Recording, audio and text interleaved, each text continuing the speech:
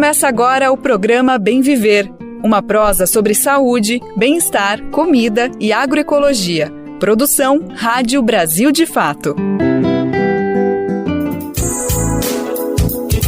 Olá, hoje é terça-feira, dia 26 de dezembro de 2023. E eu, Daniel Lamir e toda a equipe do Brasil de Fato estamos aqui para te fazer companhia com mais uma edição do nosso programa. O Natal passou, mas o período de festas continua.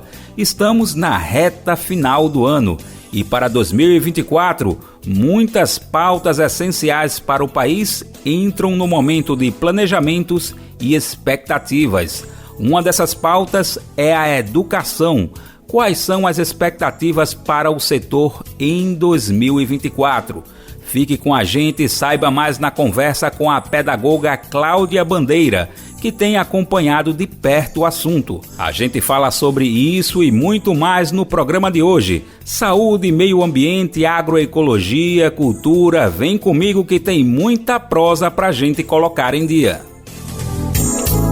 Vamos destacar as origens do conflito que resultou nos ataques de Israel ao povo palestino. Vamos falar também sobre o primeiro café agroflorestal sustentável da Amazônia. E aí, vai precisar trocar presentes de Natal? Saiba como proceder nesses casos.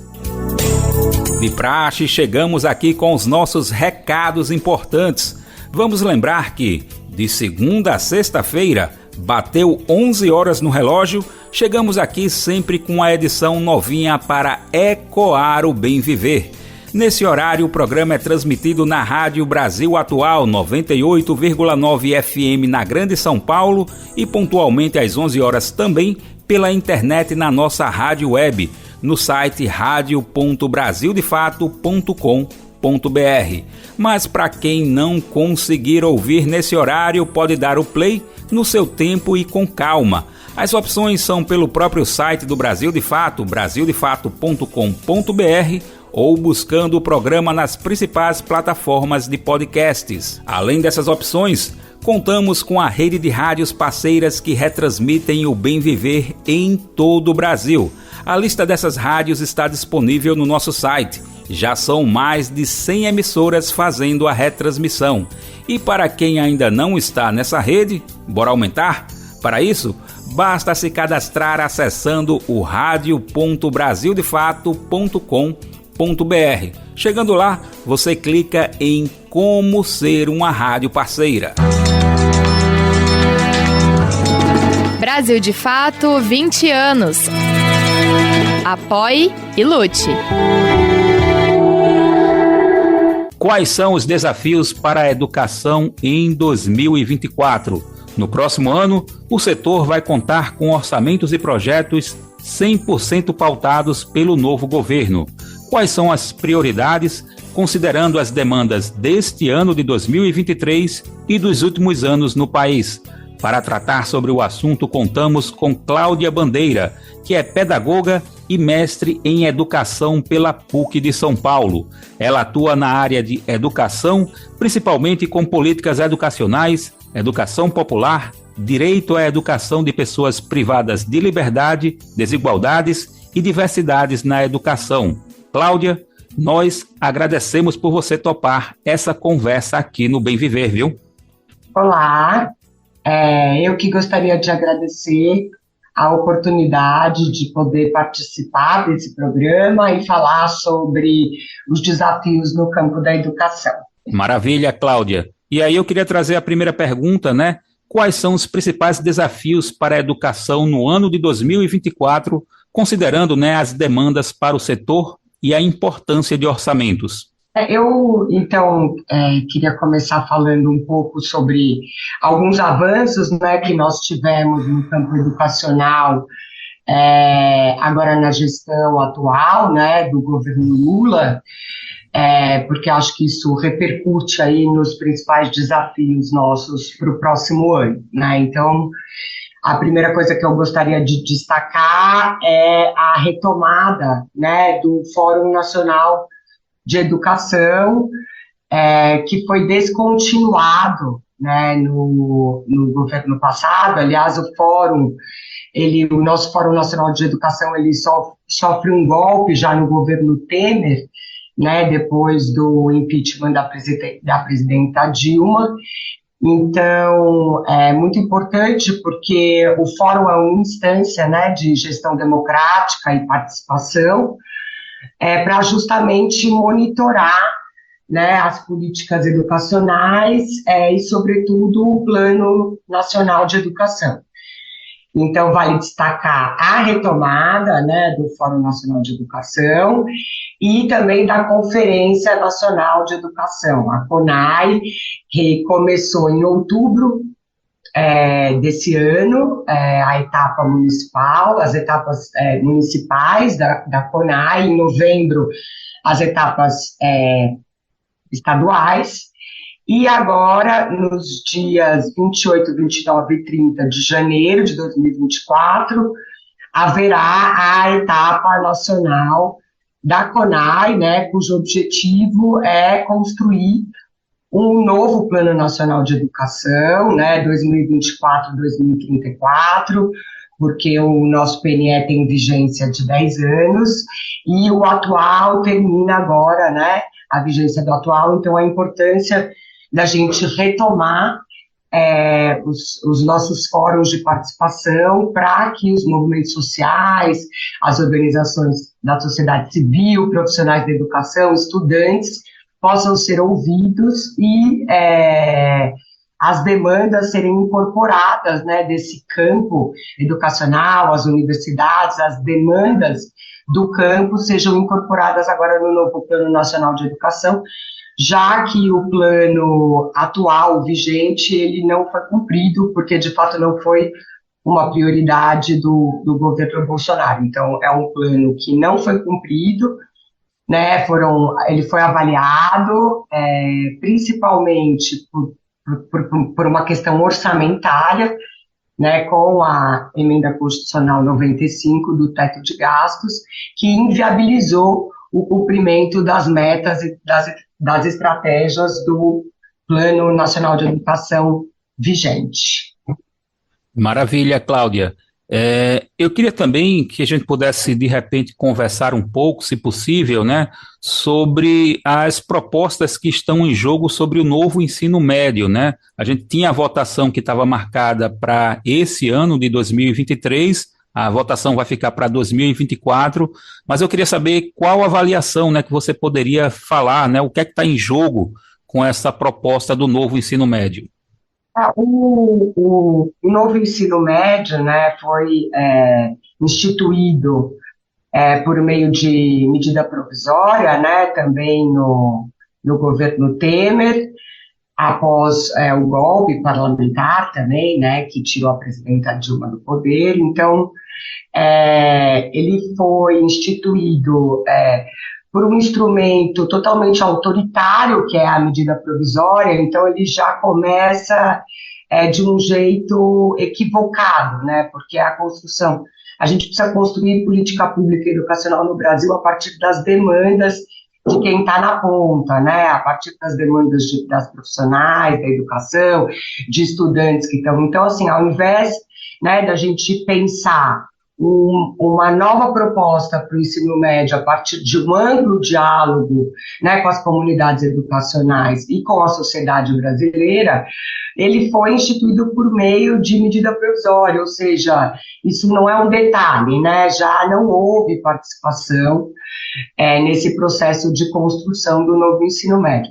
E todos os estudos que foram produzidos a partir de então, mostram, né, que o fracasso, né, o verdadeiro fracasso desse novo ensino médio que precarizou, né, ainda mais a educação nas escolas públicas do Brasil, então cortando currículo comum, substituindo o currículo comum, então disciplinas como história, geografia, sociologia, filosofia, né, foram substituídos pelos itinerários formativos, né, que uma concepção bastante vaga desses itinerários, sem orientação, sem diretrizes. Então a gente tem experiências de aulas, né, as próprias estudantes e estudantes falam, né, de aulas que não faziam sentido,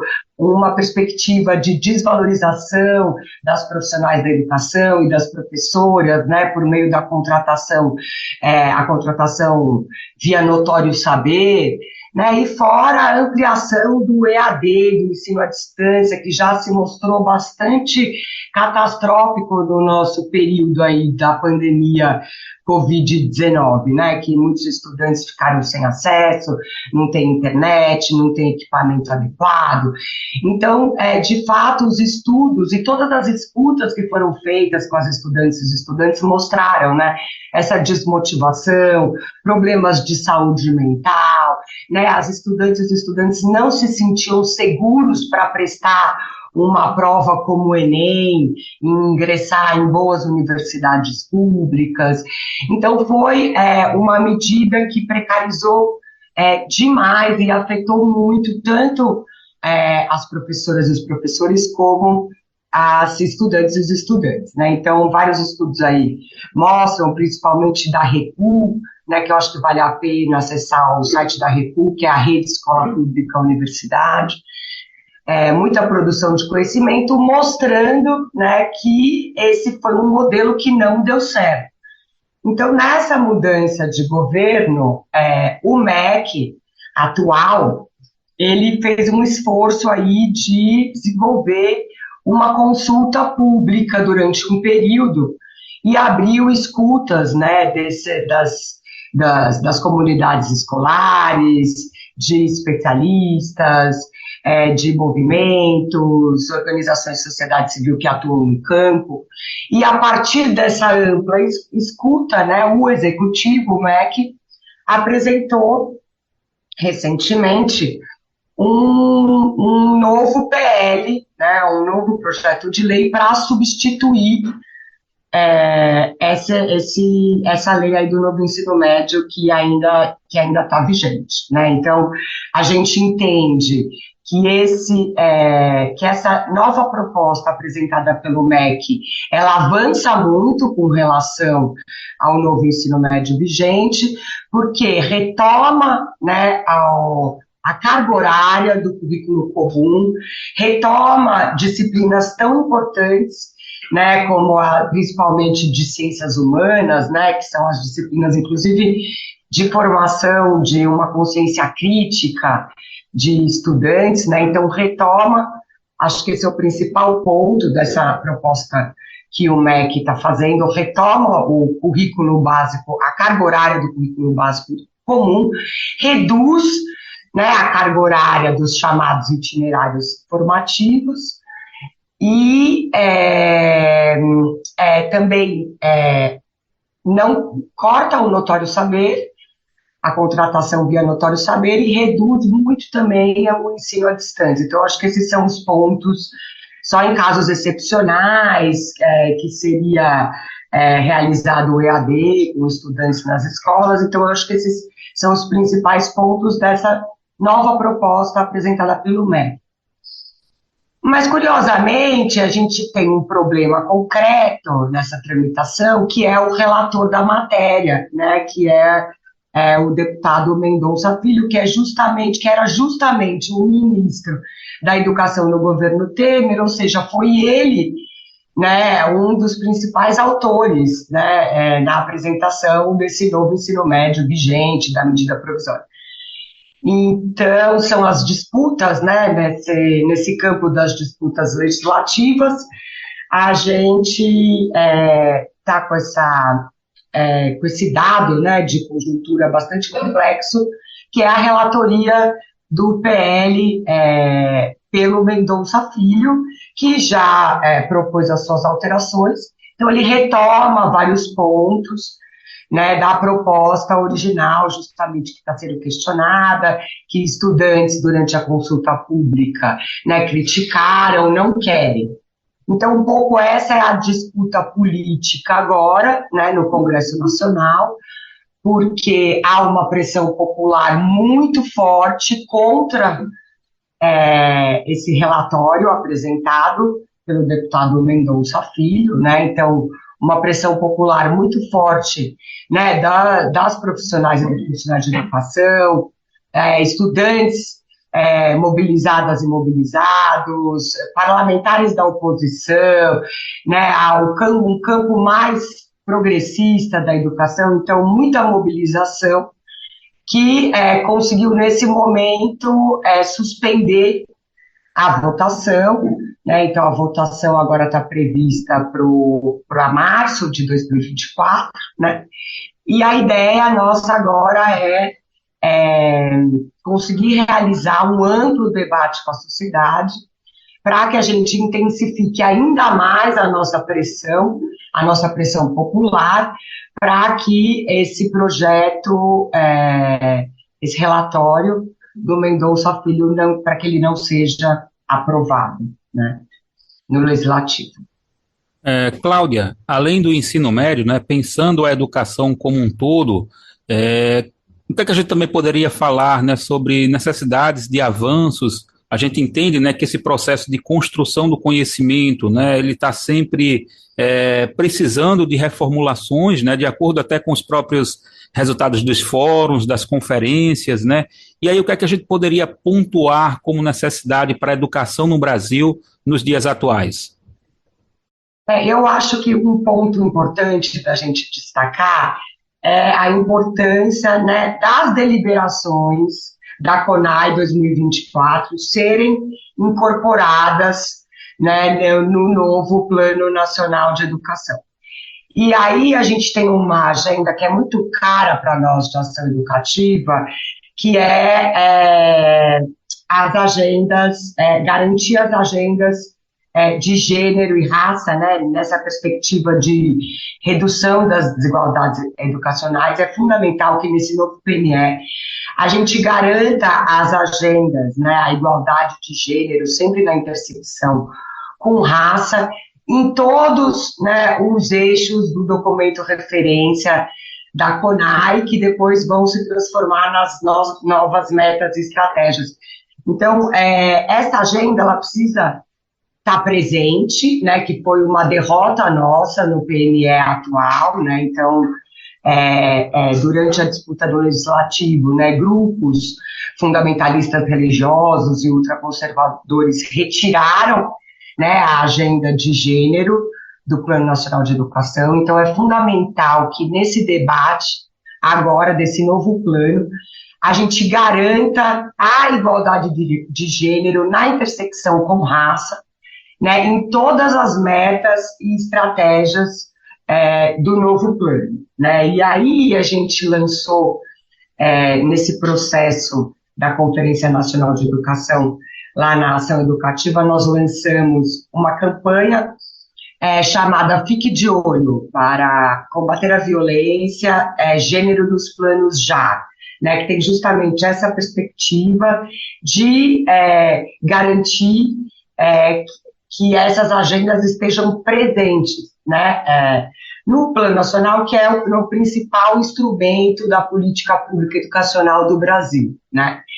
Então, a gente levantou alguns pontos que eu vou trazer aqui, de como contribuir para que o novo PNE avance no combate à violência e na redução das desigualdades educacionais no âmbito dessa nossa campanha Fique de Olho, Gênero nos Planos Já, né? Então, o primeiro ponto é incorporar a laicidade na educação pública como princípio do novo PNE e incluir no texto o enfrentamento às desigualdades e discriminações de gênero, raça e sexualidade, né? O outro ponto seria defender a implementação da LDB, alterada pelas leis 10.639 e 11.645, como instrumento essencial para a construção de uma educação antirracista, que são as leis que tornaram obrigatório, né, o ensino à cultura afro-brasileira, africana e indígena nas escolas, todas públicas e privadas do Brasil, né. Também garantir a manutenção de escolas quilombolas e indígenas nos seus territórios.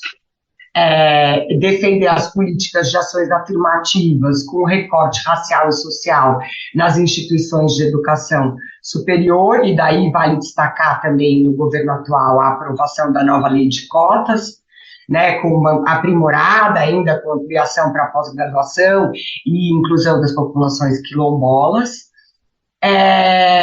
Atuar por um financiamento adequado, né, que a gente estava falando também da importância do financiamento, afinal não adianta a gente ter um plano nacional de educação robusto, com metas e estratégias robustas se a gente não tem um financiamento adequado. Então a importância da gente sempre fazer essa discussão sobre políticas de Estado articuladas a um financiamento adequado, então, com o financiamento, com distribuição equitativa de recursos, em diálogo com uma política econômica de redistribuição de renda e com as leis orçamentárias, né, a LDO e a LOA, que também está em disputa agora no Congresso Nacional.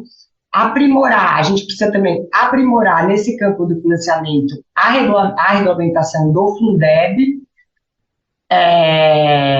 pensando, né, em fatores de ponderação que correspondam ao custo real das diferentes etapas e modalidades da educação básica e possam ser utilizados como mecanismos de ação afirmativa racial e social.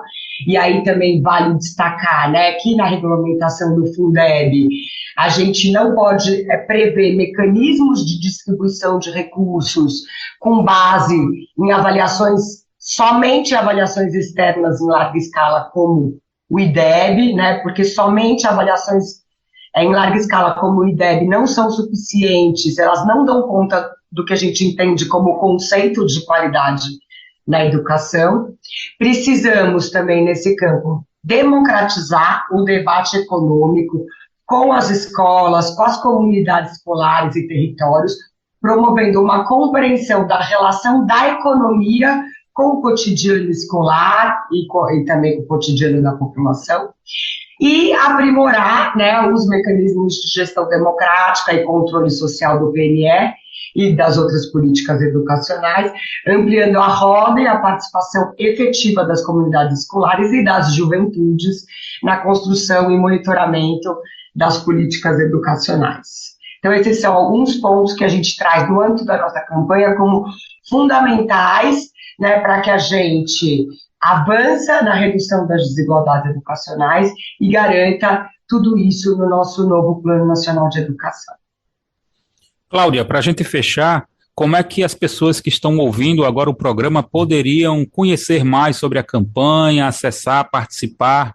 Como é que a gente poderia apresentar também essas propostas, né, para quem queira, no caso, conhecer um pouco mais, aprofundar essas questões que foram colocadas aqui?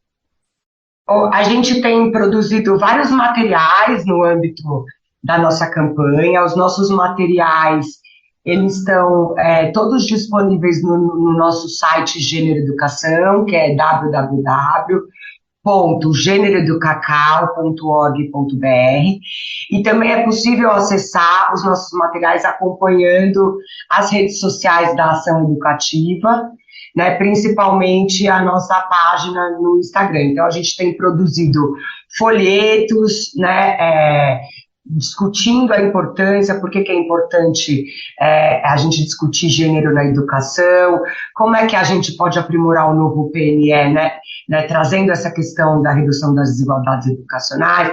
Nós temos vídeos, nós produzimos também podcast, então todos os materiais, eles servem de subsídio para a gente poder fazer esse debate na nossa escola, nos territórios, com as comunidades escolares, e estão disponíveis principalmente no nosso site, mas também nas redes sociais da Ação Educativa.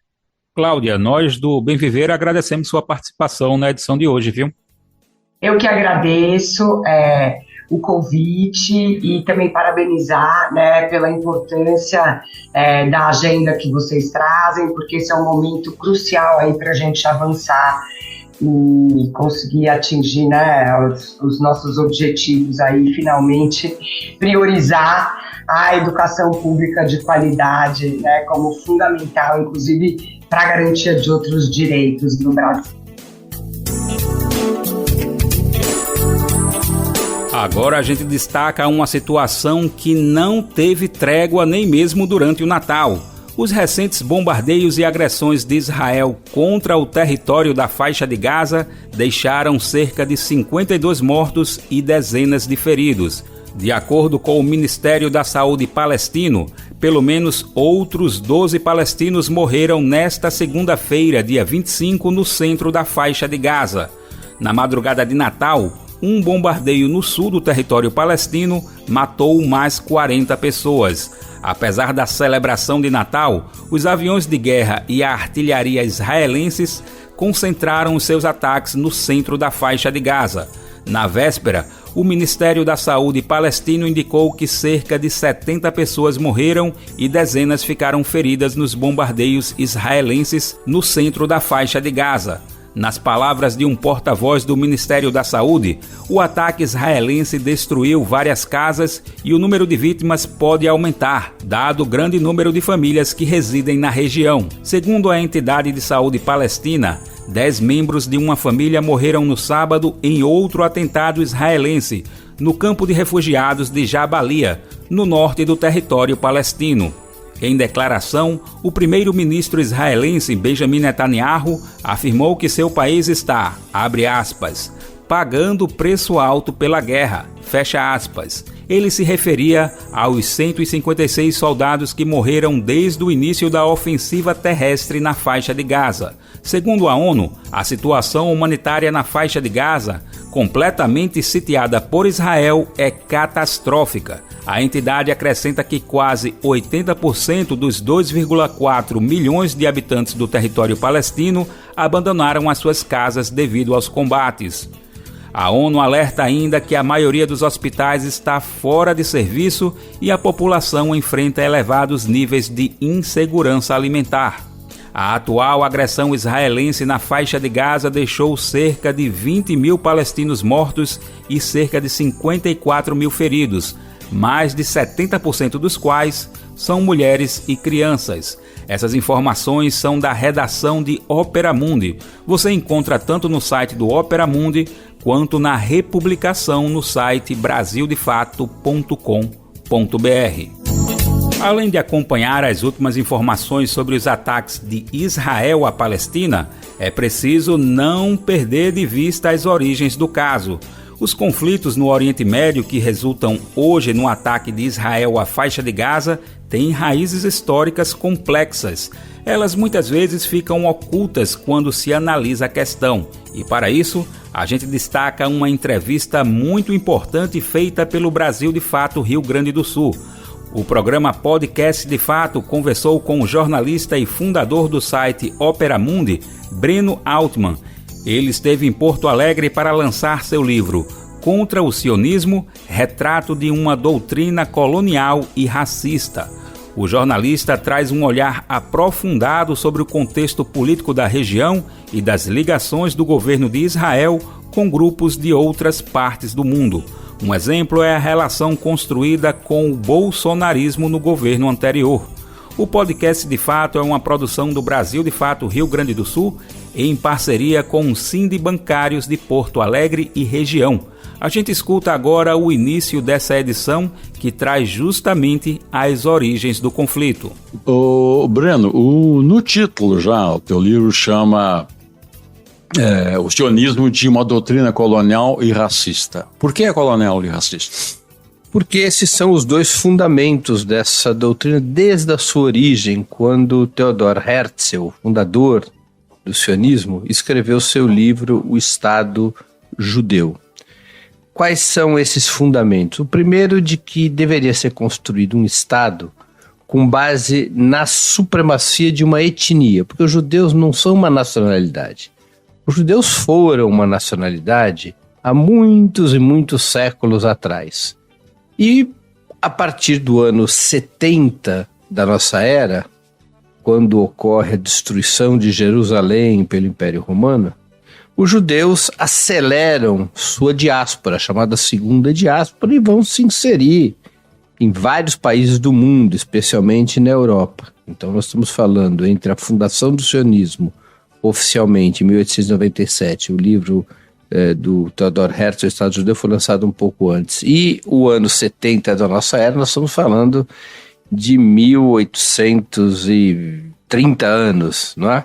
Então, em 1830 anos, os judeus deixaram de ser uma nacionalidade e eles passaram a viver inseridos nas sociedades que aceitaram seus ancestrais, para as quais os seus ancestrais imigraram.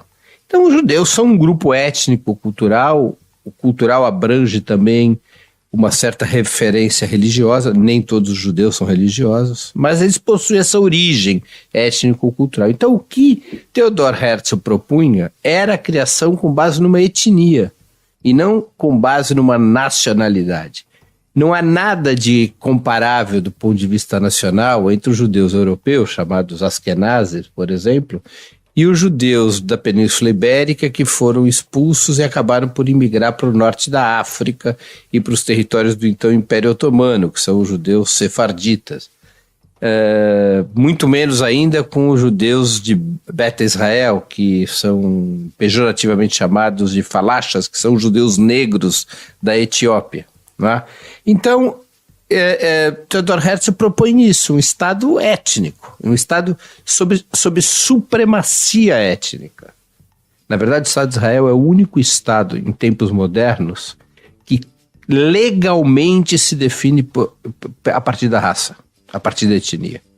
A África do Sul não era assim. Pois é, justamente o que eu ia te perguntar, né? A África do Sul do Apartheid não era assim? Não ela tinha as leis da segregação, mas ela não se definia como um Estado branco ou como um Estado dos boeres. Não. Sim.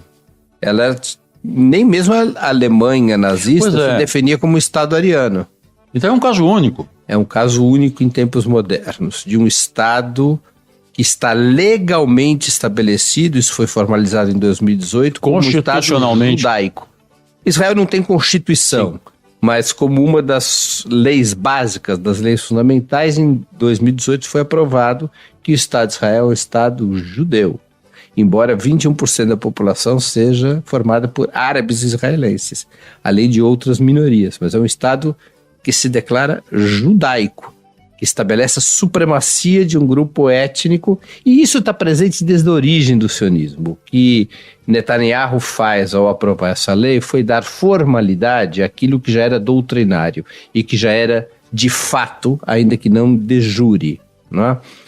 E o segundo pilar dessa doutrina sionista é o colonialismo por consequência, porque quando surge o sionismo, havia um setor sionista que propunha levar ao pé da letra uma velha consigna sionista que era uma terra sem povos para um povo sem terras. Então, havia ali no primeiro congresso sionista que se realiza em Basileia, na Suíça, havia quem propusesse, houve quem propôs que o Estado judeu fosse criado na Patagônia, fosse criado em Uganda, fosse criado no Congo, para não perturbar nenhum povo, uma terra sem povos.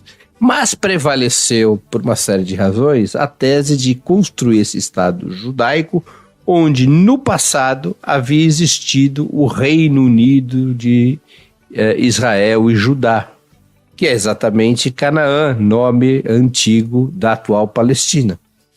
Só que quando o sionismo decide que a construção do Estado judaico deve ocorrer na Palestina, não apenas, praticamente não existiu mais judeus na Palestina, apenas 4% da população da Palestina no final do século XIX era de judeus, como um outro povo, há séculos, era uma terra com ocupava aquela região, era uma terra com povo. Não é?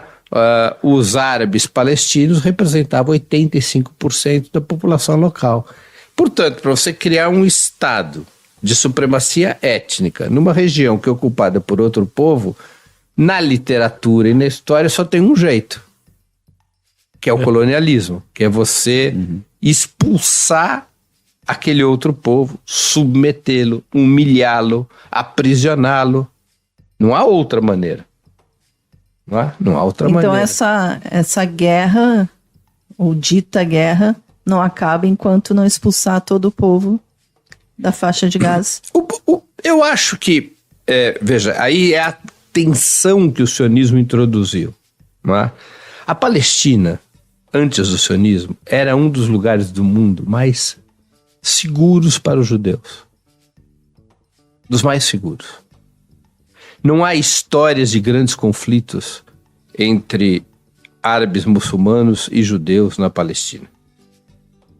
Ao contrário, o antissemitismo é um fenômeno que se apoia fundamentalmente sobre o cristianismo, não sobre o islamismo.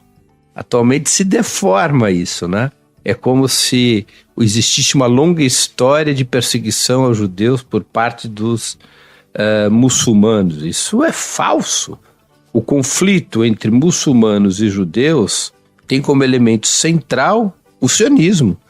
Ou seja, o momento em que uma parcela importante da comunidade judaica se abraça a uma doutrina que propunha colonizar uma terra de maioria árabe.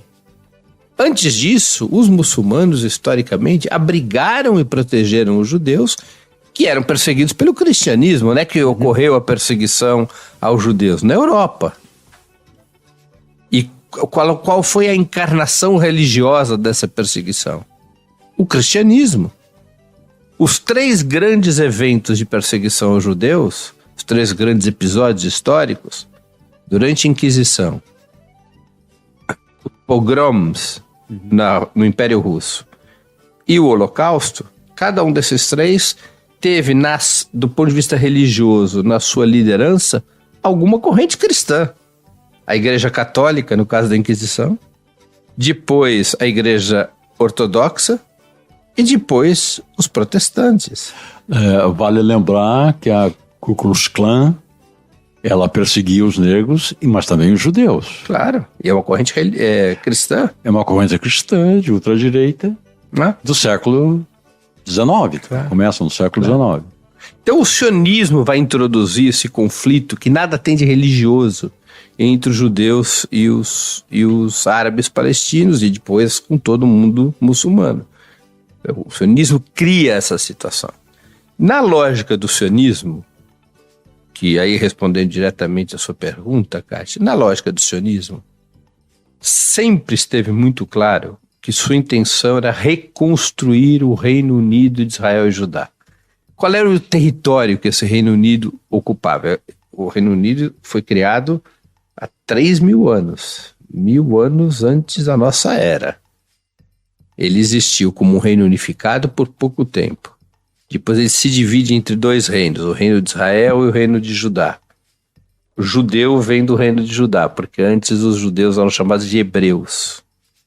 O reino de Israel, que ficava ao norte, foi destruído pelos assírios. E o reino de Judá, que ficava ao sul, foi detonado pelo Império Babilônico, de Nabucodonosor II. O território que o Reino Unido de Israel e Judá ocupava corresponde às chamadas terras de Israel do Velho Testamento. Que é aquela passagem de que Deus teria dito a Abrão, quando Abrão imigra da Mesopotâmia em direção a Canaã, de que aquela terra seria destinada a que Abrão pudesse proteger e fazer crescer o seu povo, e que o povo hebreu era o povo eleito, e que aquela era a terra prometida. A tal da terra prometida, onde teria existido o Reino Unido de Israel e Judá, há determinadas polêmicas arqueológicas sobre isso, abrigaria não só a atual Palestina histórica, como regiões da Síria, regiões do Líbano, regiões do Iraque, ou seja, ela ocupava uma área, segundo alguns historiadores, do Tigre ao Eufrates, né? Quer dizer, era uma área ampla, e o objetivo do sionismo sempre foi esse marco territorial. Nunca foi aceitar que os palestinos viessem a constituir seu próprio Estado. Embora em algumas etapas os sionistas tenham aceitado essa ideia por razões táticas. O fizeram em 47, quando houve a partilha das Nações Unidas, depois nos acordos de Oslo, no início dos anos 90. Mas a realidade nua e crua é que a lógica expansionista de um Estado colonial o leva ao que nós estamos assistindo hoje. Porque quando é que se sente seguro um Estado racista e colonial? Quando ele já não tem mais adversários no seu território. Quando seus adversários são subjugados. Essa não é só a história do sionismo, é a história de qualquer colonialismo. Lembrando que a entrevista completa você encontra no canal do YouTube do Brasil de Fato, Rio Grande do Sul. O presidente da República, Luiz Inácio Lula da Silva, fez um pronunciamento de Natal na noite do último domingo, dia 24. Ele destacou o primeiro ano de seu terceiro mandato. 2023 foi o tempo de plantar e de reconstruir.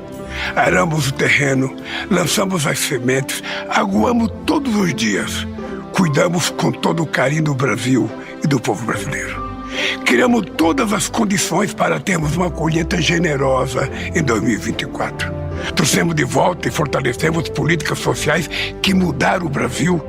É exemplo do Bolsa Família, do Minha Casa Minha Vida, do Mais Médico e da Farmácia Popular. O PIB, que é a soma de toda a riqueza que o país produz, cresceu acima das previsões do mercado. A inflação está sob controle. O preço dos combustíveis está caindo e a comida ficou mais barata. O dólar caiu e a Bolsa de Valores está batendo recordes. Geramos 2 milhões de novos empregos com carteira assinada. O salário mínimo voltou a subir acima da inflação. E mais de 80% das categorias profissionais também tiveram aumento real. Aprovamos a igualdade salarial entre homens e mulheres. Trabalho igual, salário igual. Com o desenrola, milhões de brasileiros e brasileiras renegociaram suas dívidas com desconto de até 98%. Cuidamos com responsabilidade dos recursos públicos. Investimos onde era preciso investir, em parceria com estados e municípios, sem perguntar qual o partido do governador ou do prefeito. Aprovamos a taxação dos super ricos. Conseguimos um feito histórico: a aprovação da reforma tributária, algo que se tentava há 40 anos no Brasil. Além de estimular os investimentos e as exportações, a reforma corrige uma injustiça. Agora, quem ganha mais, pagará mais imposto, e quem ganha menos, pagará menos. Aumentamos os investimentos em saúde e educação, e estamos apoiando os estados no combate ao crime organizado. Além de armamento pesado, apreendemos 6 bilhões de reais em bens do narcotráfico, entre dinheiro vivo, apartamentos, mansões, automóveis de luxo e até aviões e helicópteros. O presidente também falou das expectativas para 2024, com destaque para o Plano Safra, a política industrial e o novo PAC, Programa de Aceleração do Crescimento. Lula também defendeu a paz e a união entre as pessoas, destacando especificamente os ataques golpistas de 8 de janeiro. Minhas amigas e meus amigos, o ódio de alguns contra a democracia deixou cicatrizes profundas e dividiu o país. Desuniu famílias, colocou em risco a democracia. Quebraram vidraças, invadiram e depredaram prédios públicos, destruíram obras de arte e objetos históricos. Felizmente, a tentativa de golpe causou efeito contrário. Uniu todas as instituições, mobilizou partidos políticos acima das ideologias, provocou a pronta reação da sociedade. E ao final daquele triste 8 de janeiro, a democracia saiu vitoriosa e fortalecida. Fomos capazes de restaurar as vidraças em tempo recorde, mas falta restaurar a paz e a união entre amigos e familiares. Meu desejo neste fim de ano é que o Brasil abrace o Brasil. Somos um mesmo povo e um só país. Vamos combater a fake news, a desinformação e os discursos de ódio. Valorizar a verdade, o diálogo entre as pessoas.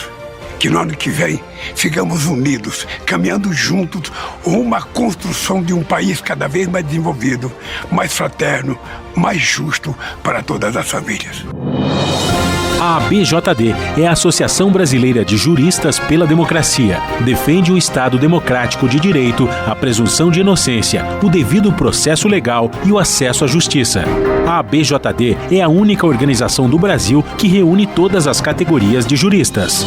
do estudante à juíza, da servidora do sistema de justiça ao defensor público. Juristas democráticos são essenciais para evitar retrocessos e avançar nos direitos e garantias. Faça parte da ABJD. Entre no site e associe-se a abjd.org.br. Bom, o assunto agora é meio ambiente. A gente destaca que as chuvas no Amazonas ficaram abaixo da metade do previsto para 2023. A reportagem é de Gabriel Correa, da Rádio Agência Nacional.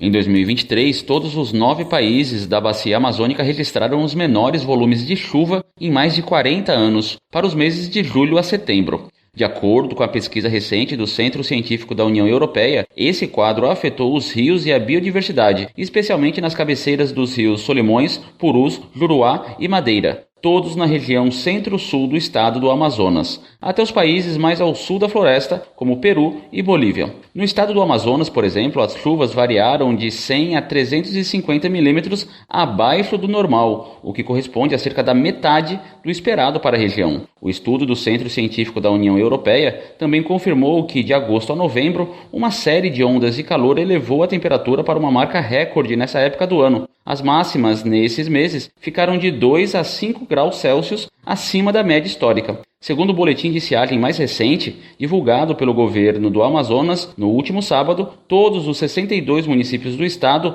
continuam em situação de emergência, sendo mais de 630 mil pessoas afetadas pela seca até o momento. Entre os principais problemas agravados pelo clima neste ano, o centro científico aponta o perigo à vida dos animais, o aumento do risco de incêndio e os níveis fluviais mais baixos, que desafiam a mobilidade nas comunidades ribeirinhas e o acesso a bens essenciais. O estudo da União Europeia ainda sugere a necessidade de uma resposta regional abrangente, para além das fronteiras nacionais. As previsões indicam que as condições mais secas e quentes devem prosseguir em 2024, principalmente por causa da continuidade do El Niño, que é o aquecimento das águas do Oceano Pacífico.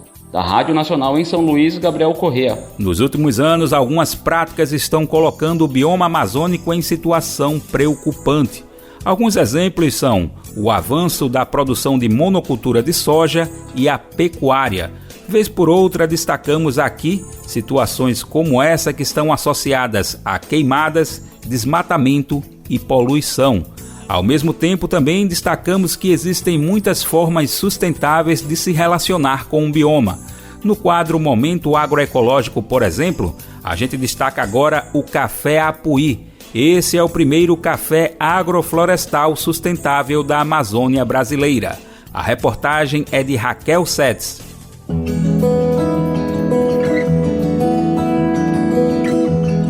Momento Agroecológico.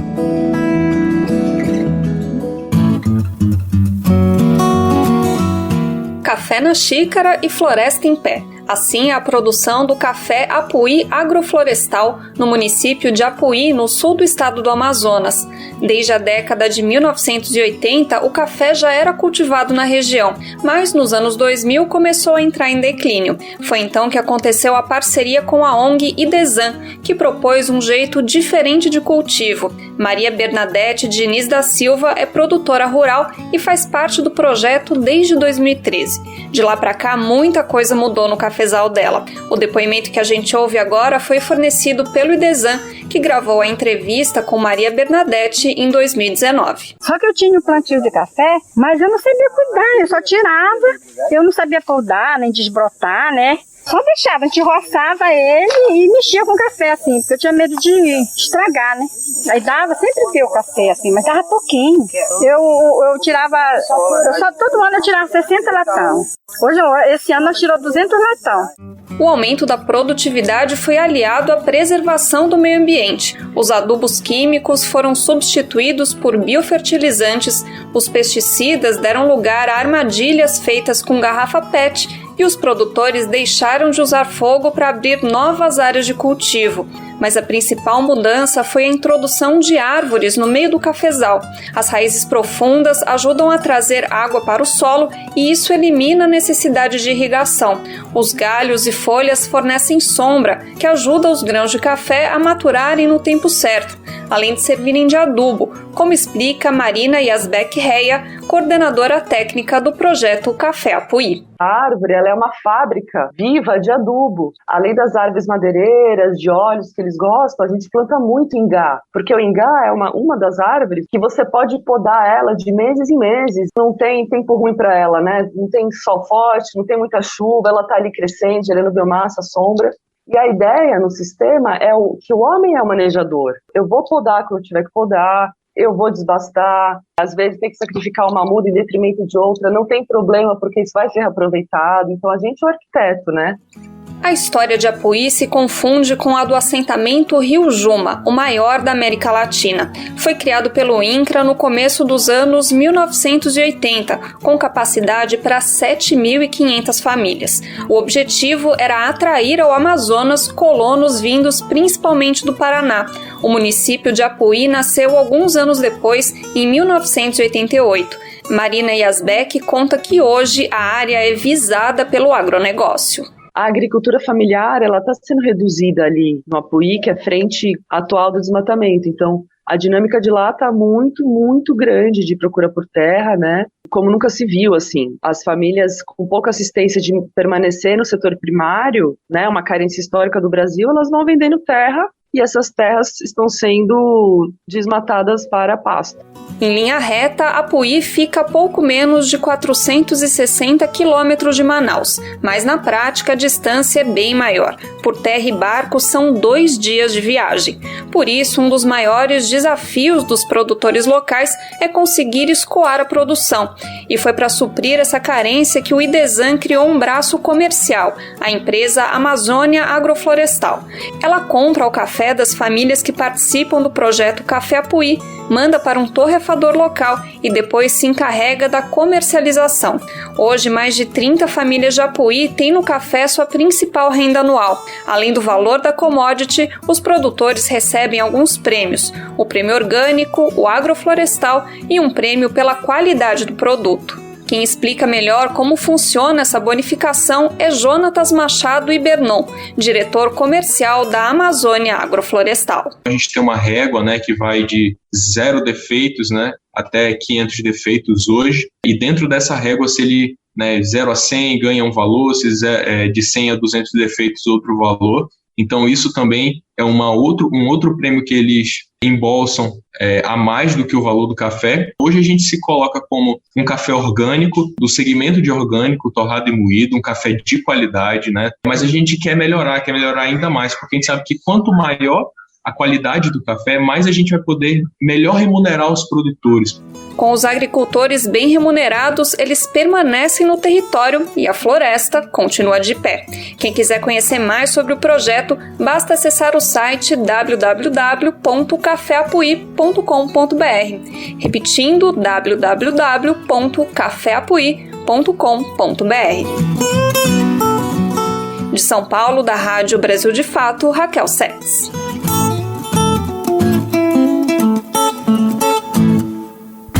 Brasil de Fato, uma visão popular do Brasil e do mundo. Leia e ouça as informações que mais interessam no seu dia. Política, economia, direitos humanos, cotidiano, saúde e cultura, tratados com pluralidade e diversidade. Jornalistas, articulistas e movimentos populares reunidos em um só veículo. Esse é o Brasil de Fato. Conteúdos em texto, áudio e vídeo que informam e contribuem na luta por uma sociedade mais justa e fraterna. Quer ficar por dentro? Então acesse brasildefato.com.br.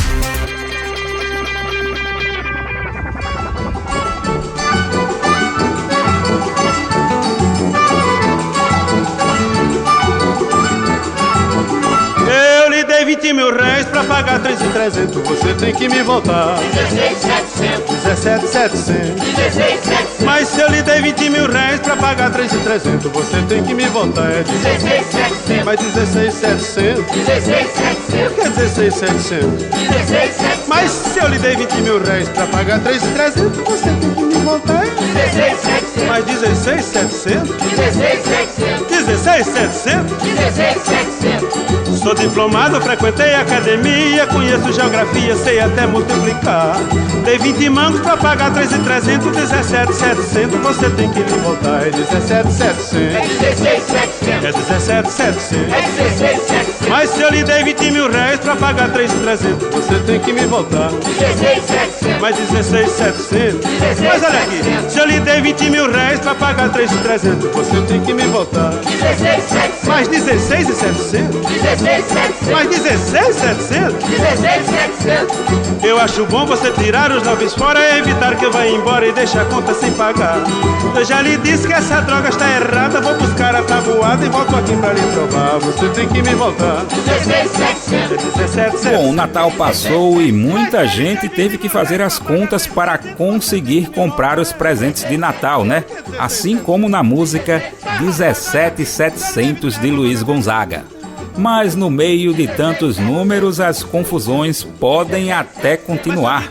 É que as trocas de presentes aconteceram, mas nem todas as pessoas ficaram satisfeitas. Assim, com esse cenário, esta terça-feira é conhecida como o Dia da Troca. E aí, sabia dessa?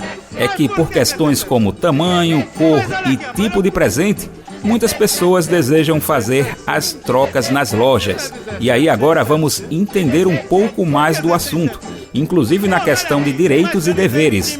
A reportagem é de Eliane Gonçalves, da Rádio Agência Nacional. Tem o Natal e tem a tarefa depois do Natal. Sim, o trabalho é ter que trocar o presente, né? Mas também não é nada impossível.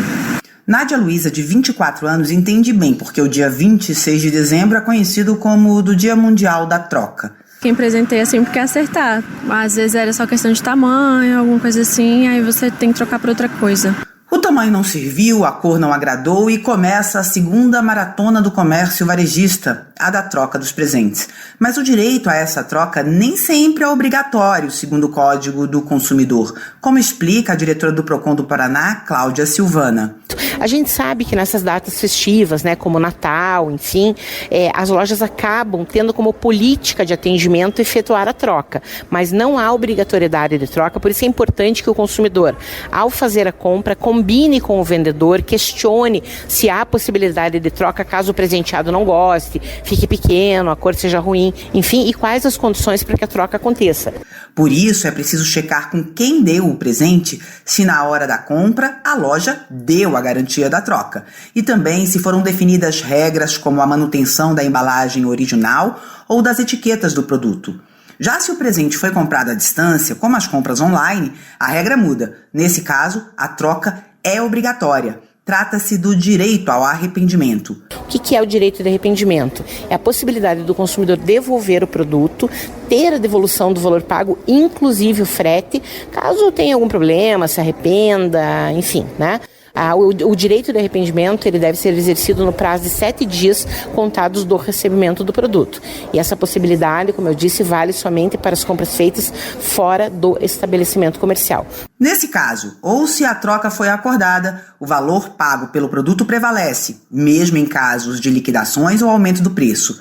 Em trocas pelo mesmo produto, em que só mudem cor ou tamanho, o fornecedor não pode exigir complemento de valor, nem o consumidor pedir abatimento do preço.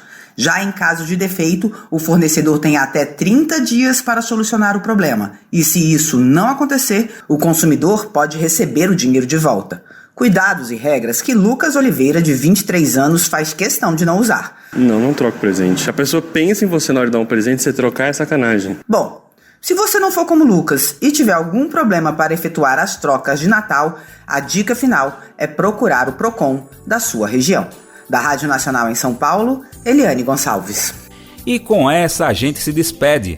Mais uma edição do Bem Viver chegando ao fim e eu aproveito para agradecer a sua companhia e destacar que amanhã, quarta-feira, o Bem Viver está de volta a partir das 11 horas da manhã. Lembrando que você pode nos ouvir também na Rádio Brasil Atual 98,9 FM na Grande São Paulo ou no site radio.brasildefato.com.br. O programa vai ao ar em diversas rádios pelo país. A lista completa de emissoras que retransmitem o Bem Viver você encontra no nosso site na matéria de divulgação diária do programa. E aproveitamos aqui também para agradecer esses veículos por estarem com a gente. O Bem Viver também fica disponível como podcast no Spotify, Deezer, iTunes e Google Podcasts. A apresentação e roteiro do programa de hoje foi comigo, Daniel Lamir. Edição e produção de Daniel Lamir e Douglas Matos. Trabalhos técnicos de André Paroche, Adilson Oliveira e Lua Gattinone. Coordenação de Rádio e TV de Monize Ravena. Direção de programas de áudio Camila Salmásio. Direção executiva Nina Fidelis. Apoio Equipe de Jornalismo do Brasil de Fato. Você ouviu o programa Bem Viver, uma prosa sobre saúde, bem-estar, comida e agroecologia. Produção Rádio Brasil de Fato.